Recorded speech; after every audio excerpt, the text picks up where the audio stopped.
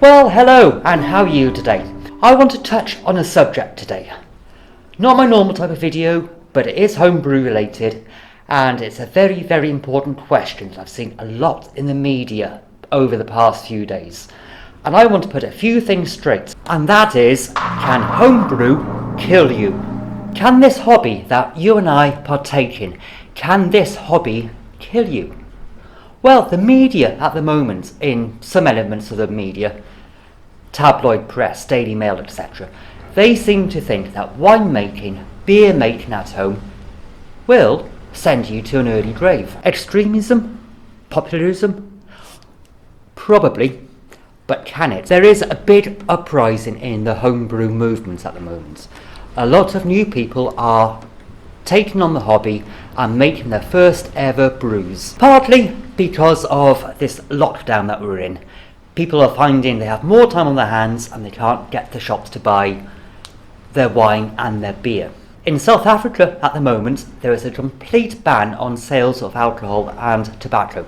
So people are turning to home brew. People are wanting to make wine and beer really, really quickly. Their supplies have been cut off. They are desperate for a drink. The homebrew groups on Facebook and the forums online are being inundated by people wanting to know how to make booze quickly, cheaply, instantly. They want cheap, easy, quick drinks. Last week, a couple in their 40s and 50s died from drinking some homebrew. Tony and Alida, in their 40s and 50s, made a batch of beer. They drank it and they died. Forensics have examined the beer and they put it down to infected beer. I don't know the details of the case, it's only been published in the media yesterday. So can homebrew kill you? Apparently so, according to forensics. Like any food preparation, you need to follow basic hygiene principles and procedures. If you do not follow basic hygiene principles, your beer will get infected with all sorts of nasty stuff. It can potentially kill you. This could be a wake-up call for everyone who skimps slightly on the hygiene element of making wine and beer at home. People have died, and I can only see more and more people becoming ill from home brew if they don't follow the basic principles of hygiene and sanitation. Especially when people want to make quick wine, easy wine, cheap wine. They are going to skimp on the basic elements of hygiene. It is number one thing you want to do when you make your wine and your beer. Keep everything as sanitized and as clean as you can.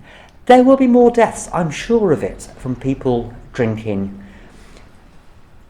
beer and wine that is infected. And it's not just in South Africa, it's everywhere.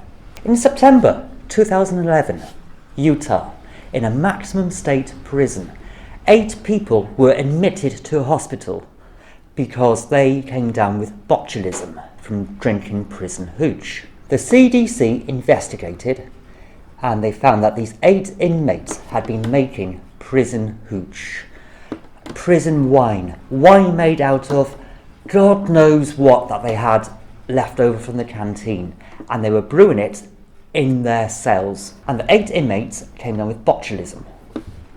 CDC put it down to a baked potato that the brewer had kept in his cell in a sock for 3 weeks prior to brewing up.